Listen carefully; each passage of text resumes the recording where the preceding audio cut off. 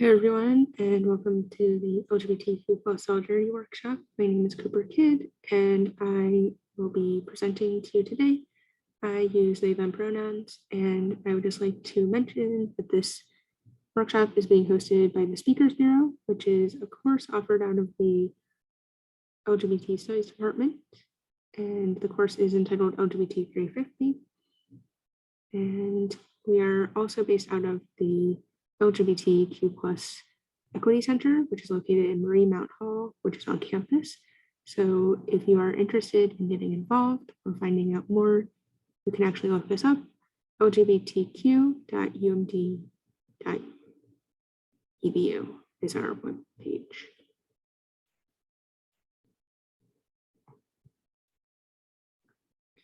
So here's a little bit of what we will be going over today. So I always think it's really helpful to give an agenda. So to start off with, we'll go over some ground rules. We will go over pronouns. We'll watch a short video, and then we'll have an activity where we do impromptu storytelling about a person who uses they, them pronouns. And then we will delve into intersectionality with the video and a self-reflection exercise where we map our intersectional identities. And then we will move into allyship and solidarity with a small group brainstorm of ways to practice allyship. And then there will be a section for questions and answers. Unfortunately, this is a recorded presentation. So if you have any questions, you can actually email them to lgbtq@umd.edu. So in terms of ground rules, I would just like to emphasize that I hope that this is a place and a space where we can all practice mutual respect. And part of that means that we acknowledge that everyone has different identities and is walking into the space with different backgrounds. So it's important that we acknowledge that all of us are valid and okay, and that we don't make commentary or say other things that may be harmful to folks.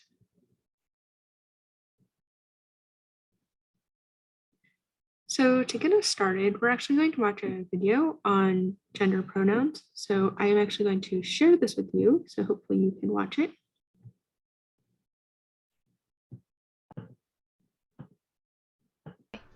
My name is Cooper Kidd, and I use they, them pronouns. You may have seen the other videos that I created that discuss LGBTQ+, and Trans 101. If you need a refresher, or don't feel like you have a firm grasp of these concepts, it may be helpful to watch those videos first. I do hope, though, that when you feel ready, be it now or later, that you will join me in learning more about gender pronouns. So what are gender pronouns? Gender pronouns are how we refer to people when we are not using their first name. Some common examples of gender pronouns are she, her, they, them, and he, him, though there are many more. I previously mentioned that I use they, them pronouns, and those are my gender pronouns.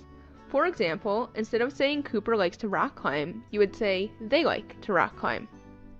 You may be thinking to yourself, but don't we know most people's gender pronouns? No. We often make assumptions about what we think someone's gender pronouns are based off of appearance and mannerisms, but these assumptions can be wrong. For example, we may assume that someone identifies as a man based on how they dress, walk, and talk, but they may not identify this way, and assuming that that person uses he, him pronouns and identifies as a man may be harmful because this may make them feel invalidated. Moreover, we can never truly know someone's gender pronouns unless we ask. Okay, so how do I ask someone what their gender pronouns are? One of the easiest ways is to start off by sharing your own and letting the other person mirror if they are comfortable. You can also simply ask, what pronouns do you use? Or, you can go a step further by asking people, what pronouns should I use for you in this space, allowing people the opportunity to express themselves in a variety of ways. What happens if I make a mistake? It's important to remember that mistakes happen and are okay. A couple of things you can do. Apologize right away, and don't make the apology about you. Apologize and move on. Extended apologies can make the situation more awkward than necessary. And if you realize your mistake after the fact, apologize in private and move on. You can also be an ally by gently correcting people if they misgender another person in your presence. Are there any common mistakes that people make? I wouldn't say that there are common mistakes, but there are some common missteps that people make. Some of these are assuming a person's gender, sexual orientation, pronouns, or other characteristics based on physical presentation and/or mannerisms, and not speaking up when others make mistakes. It's important to remember that it's okay to gently correct someone if they've made a mistake. But one thing that is not okay is assuming that you do not have to respect a person's pronouns because you've known them for a long time. Other things include pressuring someone to talk about their gender, pronouns, and/or sexual orientation when they may feel uncomfortable. And telling others about someone's sexual orientation and/or gender identity is not appropriate or okay if that person has not publicly shared that information. Anyways, I think that's enough information for this video. We have managed to cover a lot in this short time together, and I hope that we are able to keep learning alongside each other. Thanks for joining me. Goodbye! So that presentation or video actually gave us a really good overview of pronouns. So let's just quickly recap. So why should we share pronouns? Sharing pronouns is really important so that we don't use the incorrect pronouns for people. We can't know what pronouns someone uses based off of how they look or how they act or what they're wearing. So it's actually really important that we share pronouns so that folks know how we want to be addressed. So ways that we can share pronouns are by stating our pronouns. This could be on email. We could put our pronouns at the bottom of our email. We could share pronouns out loud. We could, even if you have a name tag, you can put your pronouns on there. So those are some ways that we can share pronouns. So pronouns are really important because if we use the incorrect pronouns for people, it's actually a sign of disrespect. It can actually cause a lot of emotional harm to the person who we're using the incorrect pronouns for. So that's part of why pronouns matter. And how do we use gender neutral pronouns in a sentence? So video covered this, but ways to use gender neutral pronouns in a sentence are like if you were using they, them, so they went to the bathroom, that book is theirs. There are many different gender neutral pronouns. Other ones include Z here. So Z is a good writer. That book is yours, right? And then how can I ask someone their pronouns? So starting off by saying, I'm Cooper, I use they, them pronouns. What are your pronouns? Is a great way to do this. You can even go a step further and ask what pronouns people are using in a specific space because people may use different pronouns with their families or friends or even in class than they would use in other spaces. That's a way to be cognizant of different spaces that people inhabit and different pronouns that they may wish to use. There are also other ways to use gender inclusive language. So ways that we can do this instead of gendering things unnecessarily. So saying ladies and gentlemen, for example, if we are in a meeting, we can say hi folks or hi everyone. And those are ways that we can use gender inclusive language. So you can also shy away from using words like postman and say postperson so that we're not needlessly including gender when it is not necessary. And then what can we do if we misgender someone? I like to state that it's not about you, it's about the other person. So it's really about taking a step back and being cognizant and just a simple apology. So that is all that I have to say on why should we share pronouns. So here are some strategies for when you misgender someone. So again, it's not about you, it's about the other person and the harm that you've just caused knowingly or unknowingly. So what should you do? So you can calm your defenses. So take a step back, breathe, and acknowledge that you did something incorrectly. You can apologize, acknowledge your mistake. So I'm sorry, I messed that up, something along those lines. And then if it's applicable or acceptable, you can express gratitude for correction. So if it's the first time you've done it and they've just let you know, you could say, thank you for correcting me, or thank you for telling me, or I appreciate your feedback. And then this is actually probably the most important, is committing to doing better and then doing better.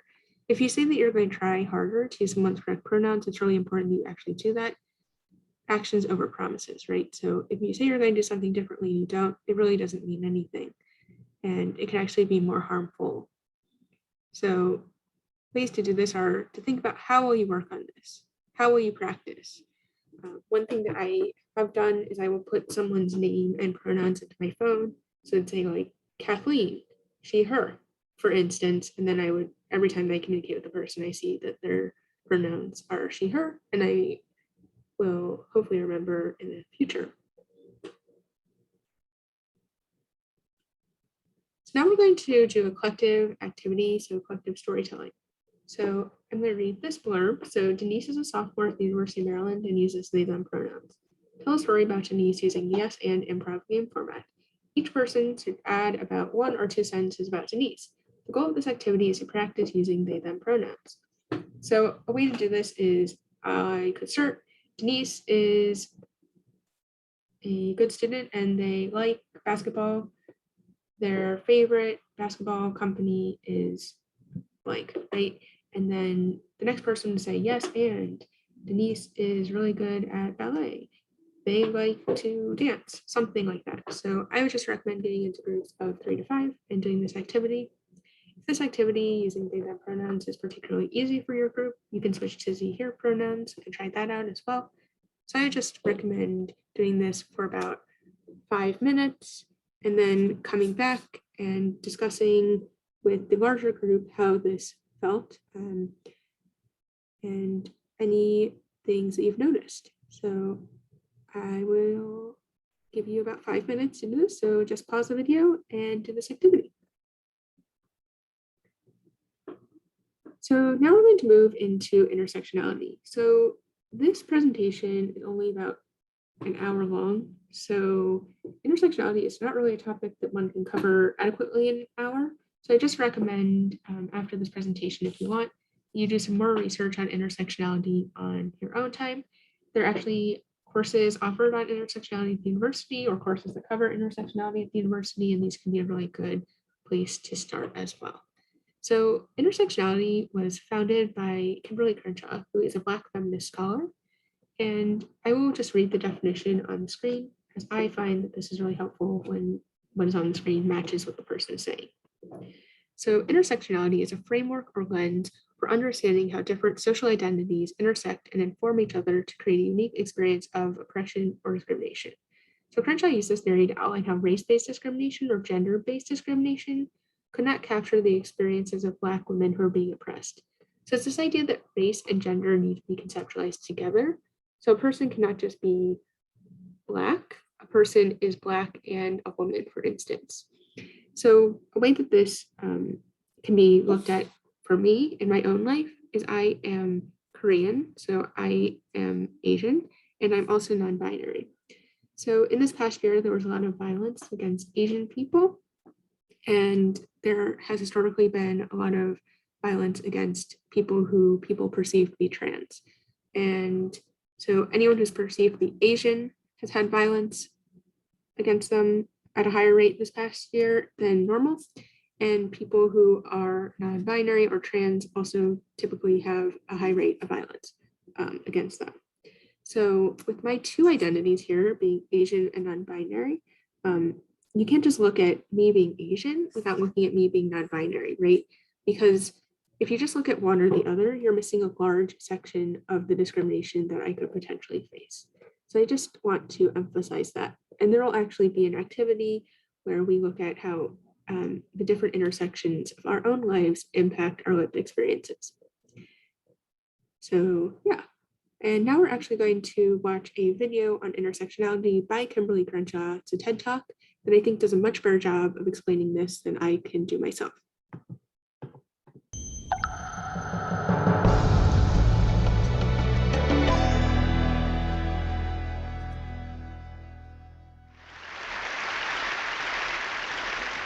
I'd like to try something new. Those of you who are able, please stand up. Okay, so I'm going to name some names. When you hear a name that you don't recognize, you can't tell me anything about them, I'd like you to take a seat and stay seated. The last person standing, we're going to see what they know, okay? All right. Eric Garner. Mike Brown. Tamir Rice. Freddie Gray. So those of you who are still standing, I'd like you to turn around and take a look. I'd say half to most of the people are still standing. So let's continue. Michelle Cusseau.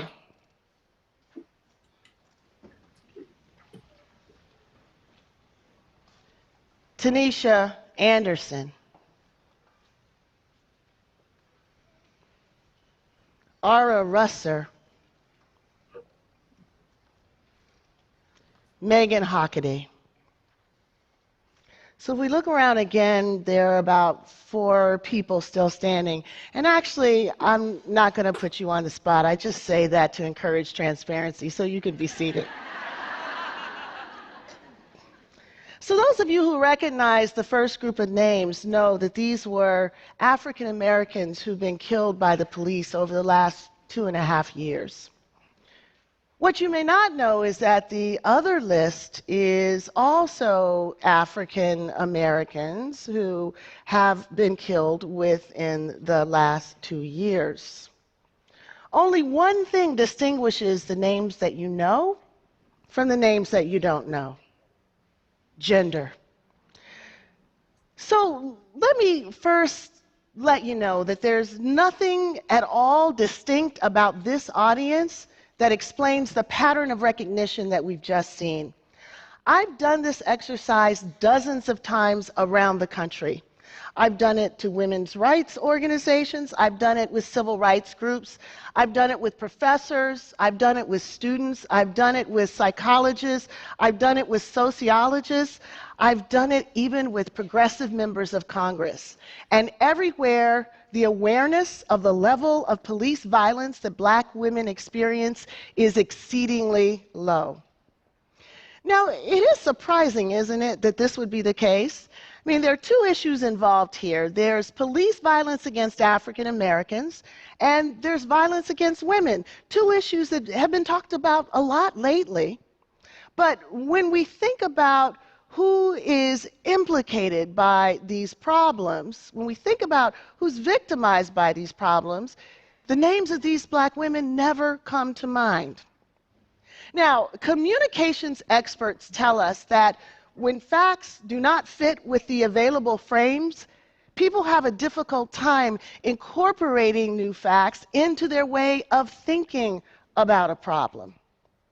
These women's names have slipped through our consciousness because there are no frames for us to see them, no frames for us to remember them, no frames for us to hold them. As a consequence, reporters don't lead with them, policymakers don't think about them, and politicians aren't encouraged or demanded that they speak to them. Now, you might ask, well, why does a frame matter? I mean, after all, an issue that affects Black people and an issue that affects women, wouldn't that necessarily include Black people who are women and women who are Black people? Well, the simple answer is that this is a trickle-down approach to social justice, and many times it just doesn't work. Without frames that allow us to see how social problems impact all the members of a targeted group, many will fall through the cracks of our movements, left to suffer in virtual isolation. But it doesn't have to be this way. Many years ago, I began to use the term intersectionality to deal with the fact that many of our social justice problems, like racism and sexism, are often overlapping, creating multiple levels of social injustice. Now, the experience that gave rise to intersectionality was my chance encounter with a woman named Emma DeGraffenreid. Emma DeGraffenreid was an African-American woman, a working wife, and a mother. I actually read about Emma's story from the pages of a legal opinion written by a judge who had dismissed Emma's claim of race and gender discrimination against a local car manufacturing plant. Emma, like so many African-American women, sought better employment for her family and for others. She wanted to create a better life for her children and for her family. But she applied for a job, and she was not hired, and she believed that she was not hired because she was a Black woman. Now, the judge in question dismissed Emma's suit. And the argument for dismissing the suit was that the employer did hire African Americans, and the employer hired women. The real problem, though, that the judge was not willing to acknowledge was what Emma was actually trying to say. That the African Americans that were hired, usually for industrial jobs, maintenance jobs, were all men. And the women that were hired, usually for secretarial or front office work, were all white. Only if the court was able to see how these policies came together would he be able to see the double discrimination that Emma de Graffenried was facing. But the court refused to allow Emma to put two causes of action together to tell her story because he believed that by allowing her to do that, she would be able to have preferential treatment. She'd have an advantage by being able to have two swings at the bat when African American men and white women only had one swing at the bat. But, of course, neither African American men or white women needed to combine a race and gender discrimination claim to tell the story of the discrimination they were experiencing. Why wasn't the real unfairness law's refusal to protect African American women simply because their experiences weren't exactly the same as white women and African American men? Rather than broadening the frame to include African American women, the court simply tossed their case completely out of court. Now, as a student of anti-discrimination law, as a feminist, as an anti-racist, I was struck by this case. It felt to me like injustice squared. So first of all, black women weren't allowed to work at the plant. Second of all, the court doubled down on this exclusion by making it legally inconsequential. And to boot, there was no name for this problem. And we all know that where there's no name for a problem, you can't see a problem. And when you can't see a problem, you pretty much can't solve it. Many years later, I'd come to recognize that the problem that Emma was facing was a framing problem. The frame that the court was using to see gender discrimination or to see race discrimination was partial, and it was distorting. For me, the challenge that I faced was trying to figure out whether there was an alternative narrative, a prism that would allow us to see Emma's dilemma, a prism that would allow us to rescue her from the cracks in the law, that would allow judges to see her story. So it occurred to me, maybe a simple analogy to an intersection might allow judges to better see Emma's dilemma. So if we think about this intersection, the roads to the intersection would be the way that the workforce was structured by race and by gender. And then the traffic in those roads would be the hiring policies and the other practices that ran through those roads. Now, because Emma was both black and female, she was positioned precisely where those roads overlapped, experiencing the simultaneous impact of the company's gender and race traffic. The law was like that ambulance that shows up and is ready to treat Emma only if it can be shown that she was harmed on the race road or on the gender road, but not where those roads intersected. So what do you call being impacted by multiple forces and then abandoned to fend for yourself? Intersectionality seemed to do it for me.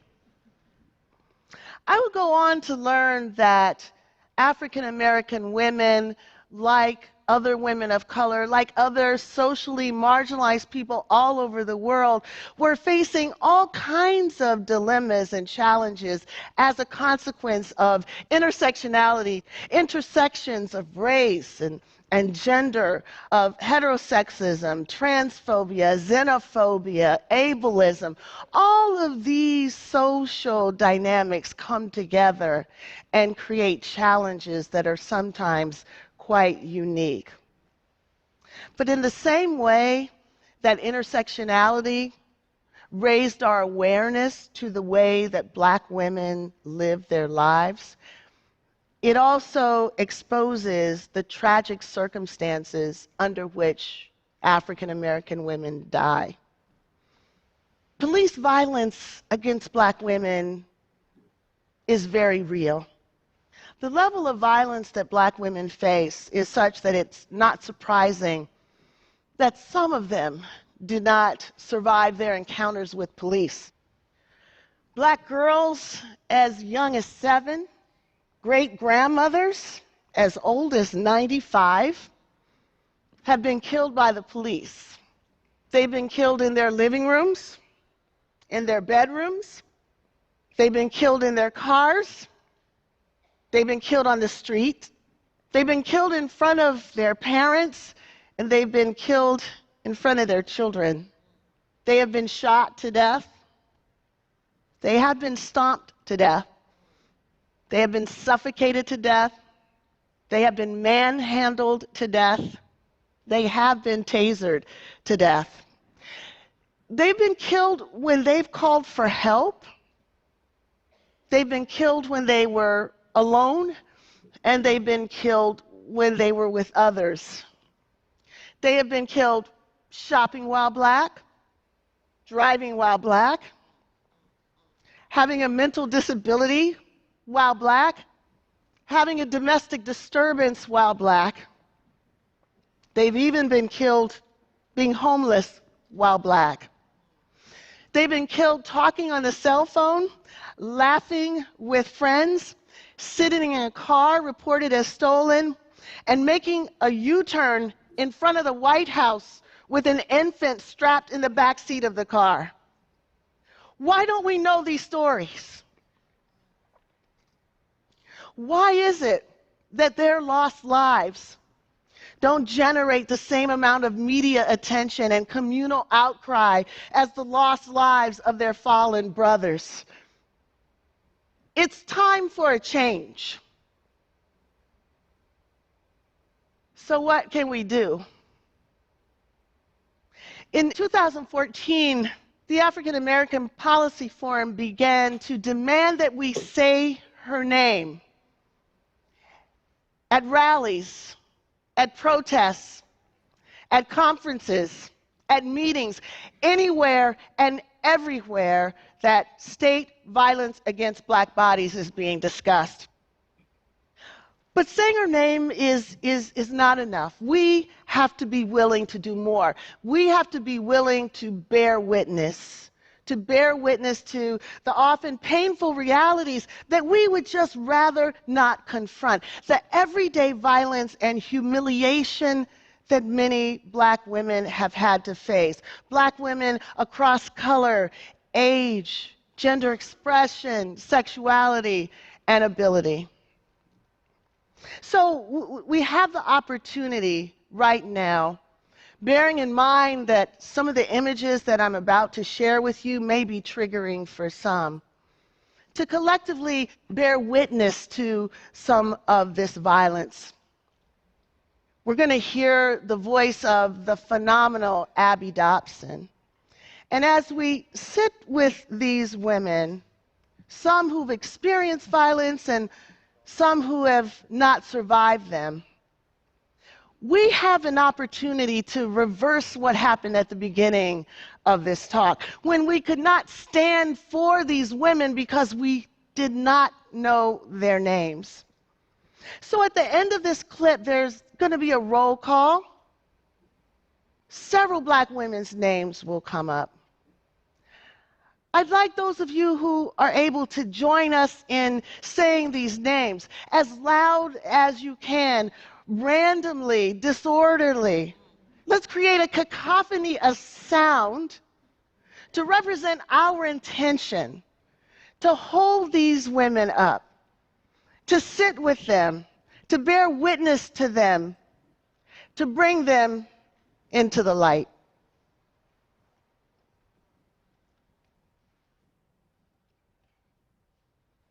Say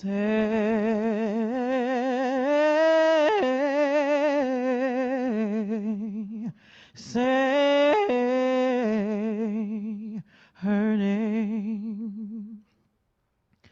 Say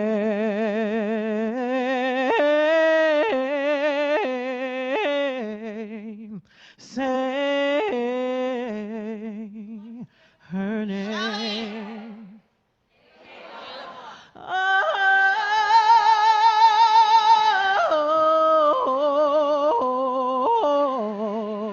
say her name.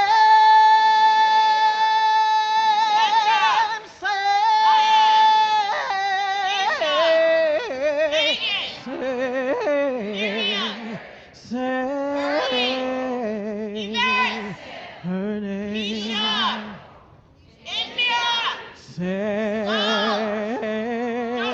their names, for all the names I'll never know.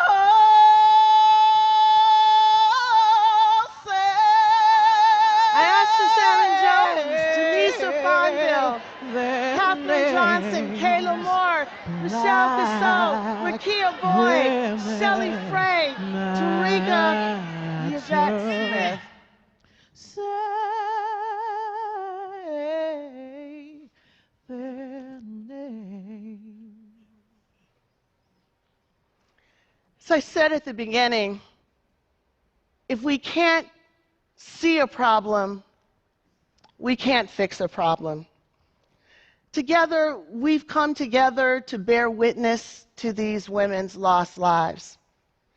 But the time now is to move from mourning and grief to action and transformation. This is something that we can do. It's up to us. Thank you for joining us. Thank you.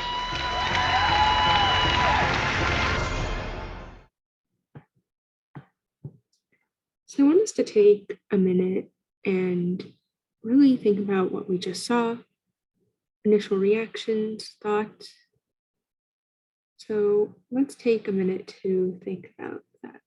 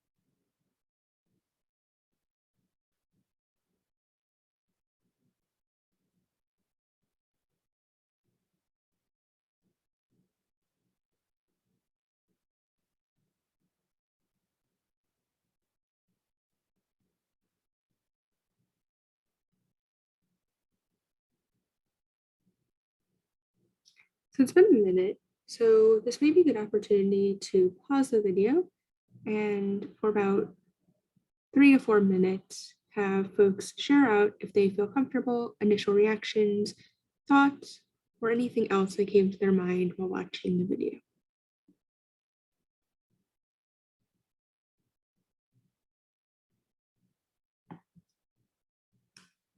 So hopefully you've had a chance to think critically about what you just saw and a little bit more deeply about intersectionality in general.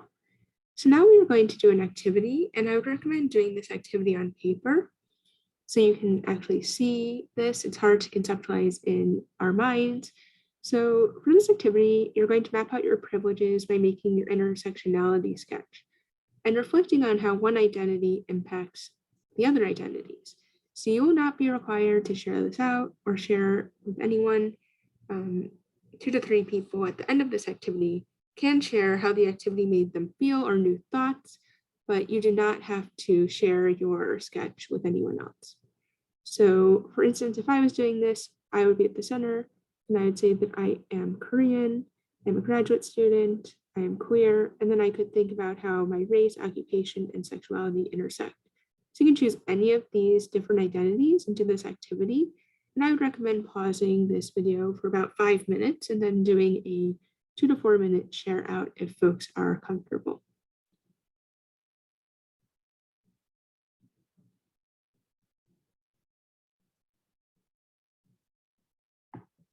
So hopefully we've had some time to think about that activity. And now we are going to move on to allyship and solidarity. So in the video we watched, there's this bit about action and transformation, right? So allyship is not a stagnant thing. We don't just call ourselves an ally and therefore are an ally. Allyship is really something that is an action, something that we have to do things on. And to stand in solidarity with the LGBTQ plus and other communities is an action in and of itself, right? So I would also just like to emphasize that for all of these, this also can apply to race, it can apply to immigration status. All of these we can work on in regard to other marginalized identities. So we can educate ourselves on and unlearn heteronormativity and cisnormativity. We can do the same for unlearning that different racial biases that we have. So there are different ways to look at this because we can't just be an ally to the LGBTQ plus community and not be an ally to other communities because of intersectionality. So educating ourselves and unlearning heteronormativity and cisnormativity. So unlearning this idea that everyone is straight or that everyone identifies with the gender that they were assigned at birth, right? So this could be taking an LGBT studies class. This could be doing some research on your own. This could be visiting the LGBTQ plus equity center and talking to someone about this. We can also use gender inclusive language and be really cognizant of the language we use, remembering not to say ladies and gentlemen, but to say everyone, things like that is a way to be an active ally. This can also include sharing pronouns openly so that other people may feel more comfortable. And then if you're able to, offering financial and emotional support to LGBTQ plus people. So financial support obviously is like money or donations, but you can also just volunteer time to LGBTQ plus folks, particularly disabled LGBTQ plus folks and LGBTQ plus folks of color. So those are some active ways that we can do this as well. And then actively listening to and uplifting marginalized LGBTQ plus people. So this could be if you're writing a paper, making sure that you are not only citing straight people, but also that you're citing LGBTQ plus people as well, and LGBTQ plus people of color. One of the ways that I'm doing that for the class I'm teaching this semester is that all of the folks who are reading on the syllabus are people of color. So that's one way to do that. And then intervening in instances of homophobia, transphobia, and racism is something that we can do. So this can go back to what we've learned about misgendering folks and things that we can do. So this can just be taking a step and saying that is inappropriate. It can be calling people out or calling people into different conversations and letting them know why certain things are not appropriate. So these are some active ways and ideas that we can be allies and show solidarity to the LGBTQ plus community. But I'm sure there are others that I've missed. So this is actually a great segue to our next activity where we are actually going to take action. So we're going to think about 1 to 3 concrete ways that we will advocate for LGBTQ plus people in our departments, organizations, or families. So I'd actually recommend, again, writing these down on a piece of paper, spending about 5 minutes doing this activity, and then having 2 to 3 people share out their ideas. So having that happen for about 2 to 5 minutes, and then coming back. So you can pause this video for about 5 minutes, 5 to 7 minutes, I would say, and then we will move forward.